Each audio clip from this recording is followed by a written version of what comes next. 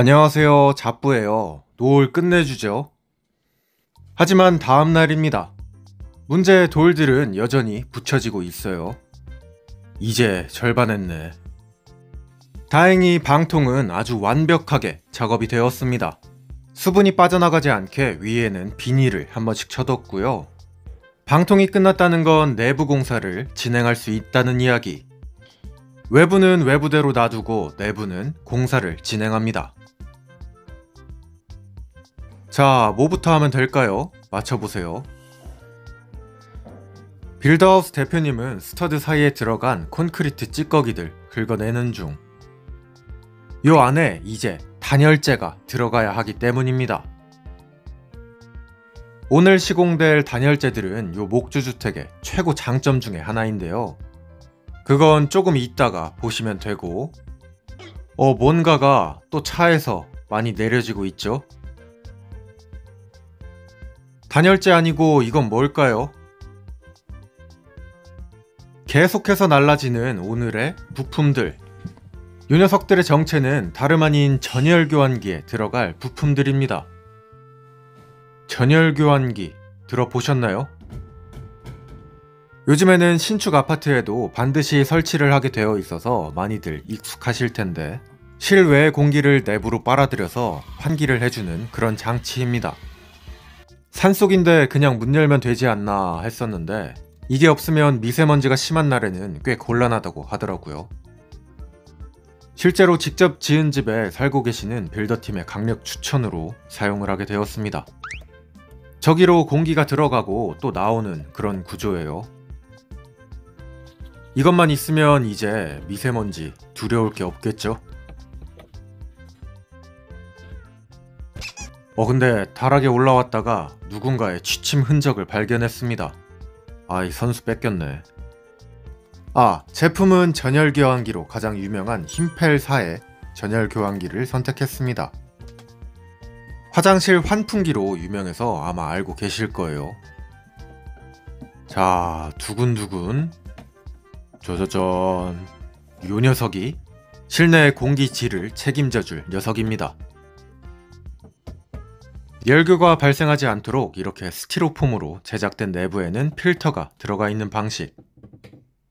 크기가 무지하게 커요. 이게 어떻게 달리려나? 저희는 다락이 총 2개가 있는데 한쪽은 설비실로만 사용할 예정입니다.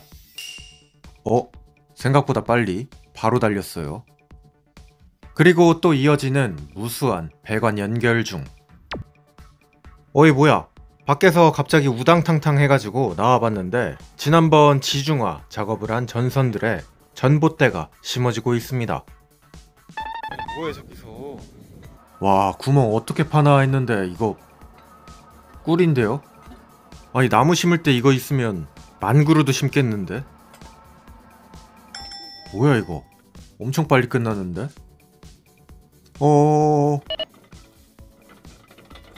옆에는 와이어를 넣을 구멍 하나 또 파는 중. 이렇게 들어갑니다.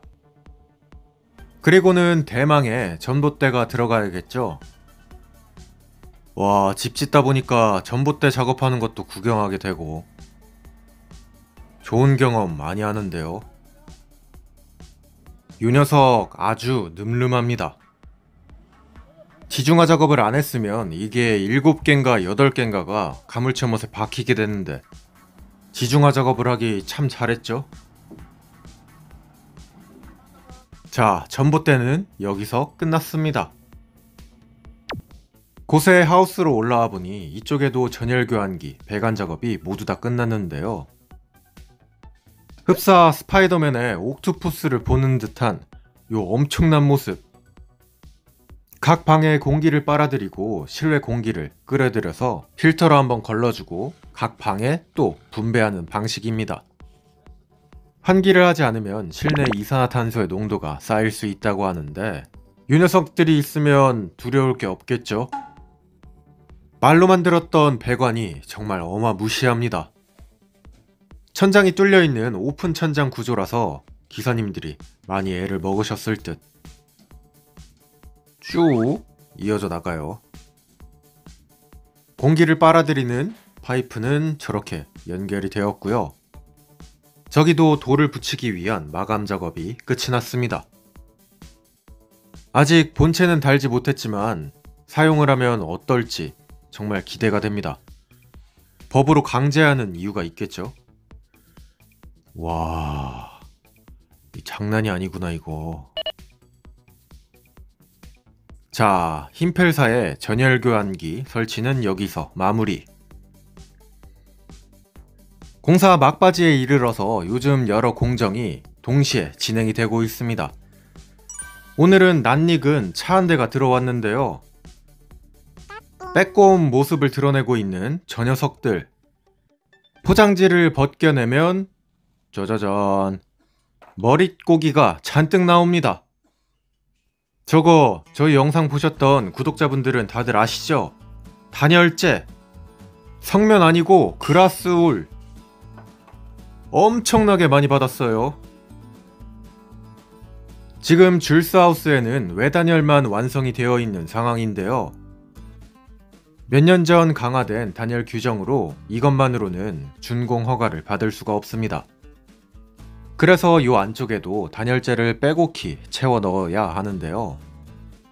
물에 강한 그라스울 덕분에 방통을 쳐서 내부 습기가 아주 높은데도 불구하고 노출되어 있는 외단열재들이 뽀송뽀송합니다. 그래서 바로 중단열재를 시공하기로 했어요. 이 부분이 목조주택의 꽃인데요. 목조주택은 저렇게 기둥이 세로로 나 있는 덕분에 이 안에다가 그냥 단열재를 채워 넣기만 하면 됩니다. 원래 있는 벽을 메꾸는 방식이기 때문에 콘크리트처럼 벽이 두꺼워지지 않고 실내가 좁아지지 않는 그런 장점을 가지고 있습니다. 그리고 목조 자체가 콘크리트에 비해서 단열 성능이 아주 높고요. 목조주택이 따뜻하다는 이유가 이것 때문. 와, 고양이 손이라도 거두려고 단열재 진짜 한참 옮겼네요. 저 많은 게 다 집으로 들어간다니. 밖이 보이는 집에 살다가 단열이 되어 있는 실내로 들어가면 어떤 느낌일지 지금은 아예 상상도 안 됩니다. 단열의 용사분들 실내 입장. 손꼽아 기다려왔던 단열 작업을 시작합니다.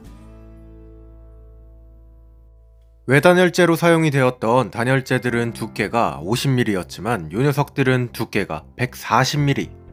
놀랍게도 요 기둥의 두께와 일치합니다. 그 말은 즉슨 끼워 넣기만 하면 된다는 거. 근데 공작이는 어디 가고 공작 부인만 돌아다니죠? 집에 있었네요, 이 녀석. 추운 건 또 기가 막히게 알아가지고 추운 날에 이 녀석 밖에 나오질 않습니다. 밖에는 비도 오는데 그러든가 말든가 신난 식구들.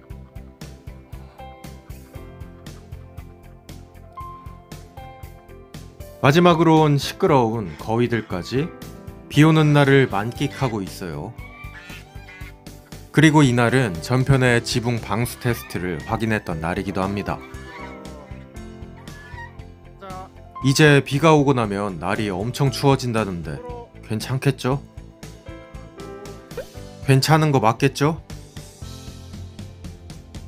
재밌게 보셨다면 구독을 한 번씩 눌러주시고요.